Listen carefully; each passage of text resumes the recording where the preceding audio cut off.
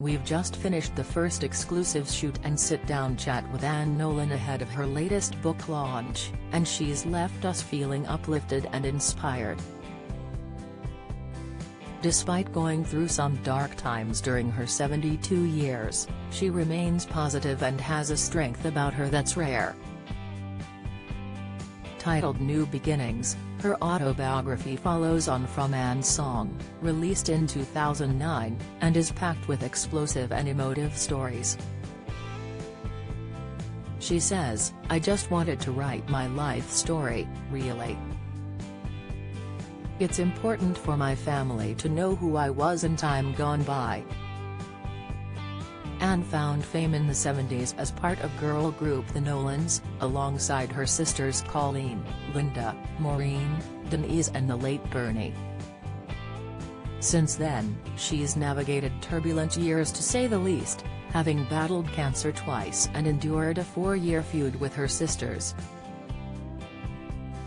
She's also experienced the breakdown of her marriage to Brian Wilson, with their divorce coming in 2007. She describes in the book how the rift with her siblings tore the family apart and says her stomach dropped when she was excluded from a family tour, named I'm in the Mood Again in reference to their hit I'm in the Mood for Dancing. This was one of the band's biggest successes and the record that Anne actively sang, performed and promoted. She explains the overwhelming sense of betrayal she felt, but doesn't expect her book to cause further rifts with her sisters. Colleen, Bernie and Linda have all written books speaking about the fallout. "I haven't read them but I've been told. And there was a book before this, with Maureen in it too, where the 4 of them told their side of the story," she says. "My book just tells my perspective of it, how I perceived it and what I thought about it all. I'm not having a go or blaming anybody." Her sisters have been warned about what's to come. "I told them there was going to be a bit about the fallout in it and they said that's fine. If they don't want to read it, they won't read it. It seems time has been a healer and a lot has certainly changed over the years." And went from the sequin heydays of the 70s and 80s, partying with Stevie Wonder and performing with Frank Sinatra, to facing countless job interviews to make ends meet.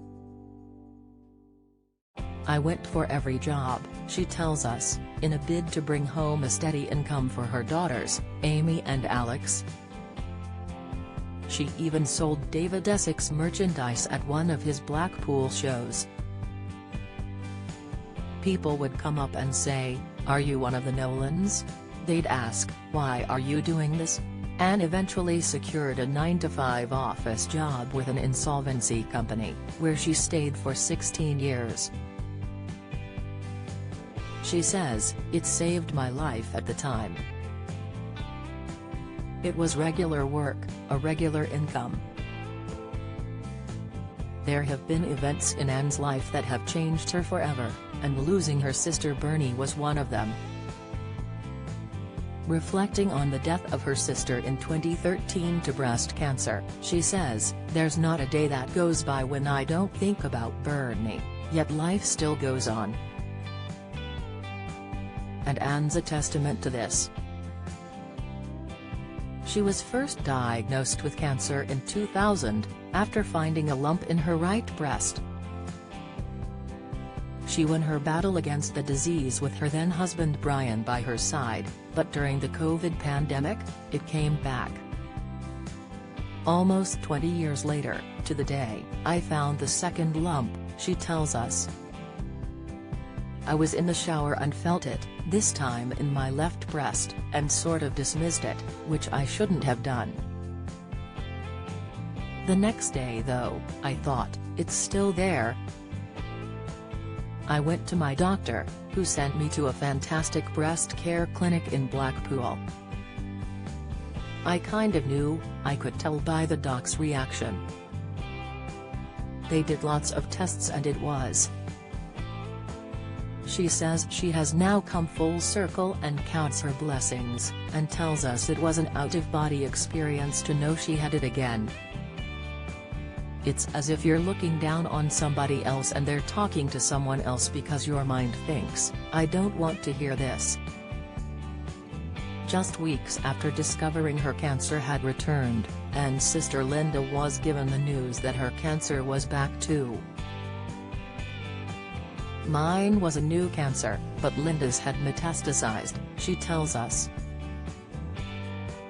This sounds weird, but we were lucky that it happened at the same time. COVID meant no one could be with you when you went for chemo, but because Linda was having it too, they allowed us to have it sitting next to each other. Admitting in her book that our family was broken when Bernie died, the pair resolved to always be there for each other. Linda was great because I was having really aggressive chemo, so I'd be there from 9 a.m. and she'd arrive at lunchtime and we'd finish together at 5 p.m. It wasn't as bad as it might have been for those who were alone. It must have been horrible.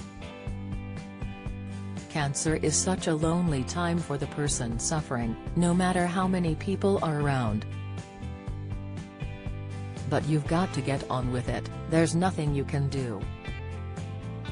Positive and upbeat after treatment, life feels on the up for Anne and family feuds appear to be a thing of the past.